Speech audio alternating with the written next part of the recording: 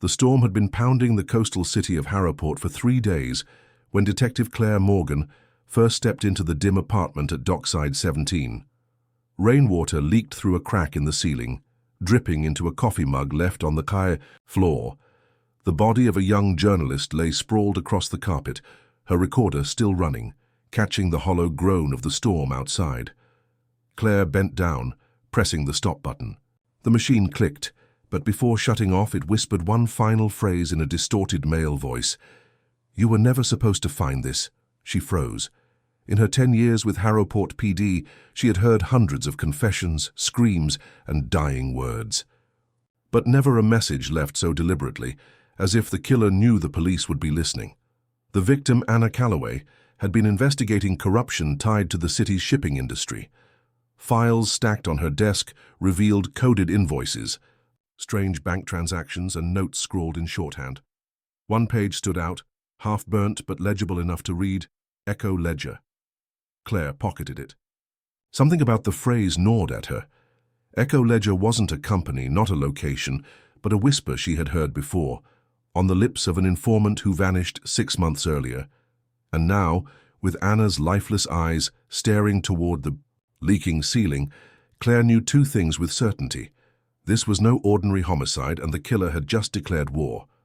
By morning, the city buzzed with headlines: "Investigative reporter slain in Dockside apartment." The press hounded the precinct, demanding answers. But Claire had none, only fragments. She met with Dr. Elias Monroe, a forensic linguist who specialized in analyzing written threats and anonymous letters. He was tall, bespectacled, with a voice that carried an eerie calm. "These aren't random scribbles," Elias said, examining the half-burnt page. "See the spacing, the repeated phrase. Whoever wrote this uses rhythm as a code, almost like music." Claire frowned. "Music?" "Yes," Elias said, tapping the paper. "Echo Ledger could be a cipher. Or worse, a network. Journalists, whistleblowers, maybe even criminals themselves. Messages that don't exist on paper but in sound. Imagine a ledger you can't read, only hear." That night, Claire replayed Anna's recorder. Between the static and thunder, she caught it. A faint hum. Not words, but tones. 3 short, 2 long, 3 short again. A pattern. When she showed Elias, his eyes sharpened. Morse code. It says, Dock 9. Claire's gut twisted. Dock 9 was an abandoned shipping yard the city had sealed off years ago after a deadly fire. Nobody went there anymore. Nobody alive, at least. But Claire wasn't buying the ghost stories. Someone had left that message for Anna, and Anna died for getting too close. Now it was her turn. Dock 9 reeked of rust and salt, its warehouses hollow shells echoing with the cries of gulls. Floodlights still worked on a few towers, buzzing with weak electricity. Claire and Elias moved cautiously through the dark corridors, flashlights, cutting narrow beams across graffiti and collapsed beams. In the corner of one warehouse sat a table with audio equipment, mixers, microphones, and hard drives stacked like bricks.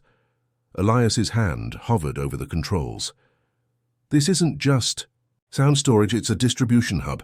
Someone's been transmitting coded broadcasts." Claire leaned closer. The hard drives were labeled with dates, each one containing hours of recordings. She clicked one at random, and a deep synthetic voice poured into the room. "The city owes blood. Every debt recorded. Every betrayal marked. Welcome to the ledger."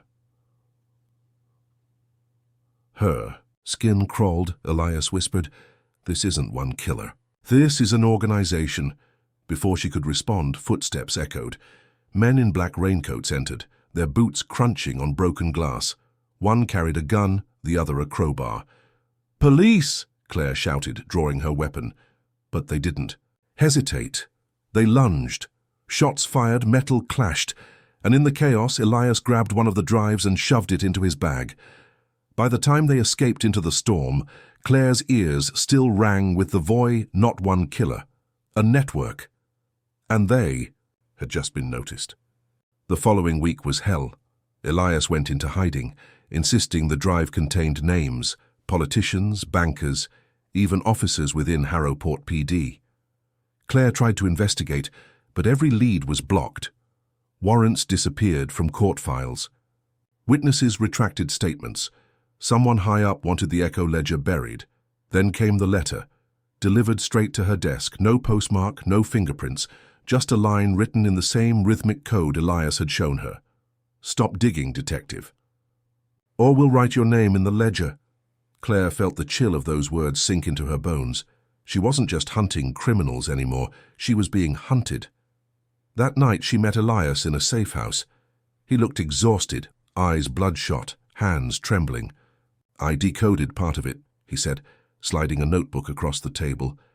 "They keep records of every crime the city has buried, payoffs, murders, betrayals. The ledger is their memory, and they've existed longer than you think." Claire stared at the names. Some she recognized, judges, CEOs, even her own captain. This could burn the city to the ground," she whispered. Elias looked at her, voice low.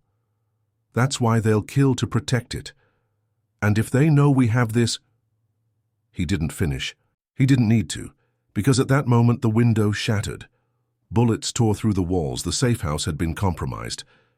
Claire hit the floor, dragging Elias down as gunfire shredded the furniture.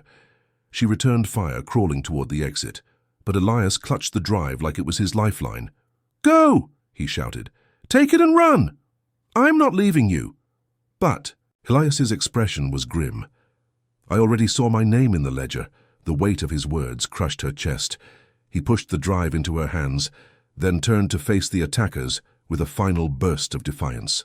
His last scream was drowned out by the gunfire. Claire staggered into the alley, rain soaking her hair, clutching the drive. Sirens wailed in the distance, but she didn't wait.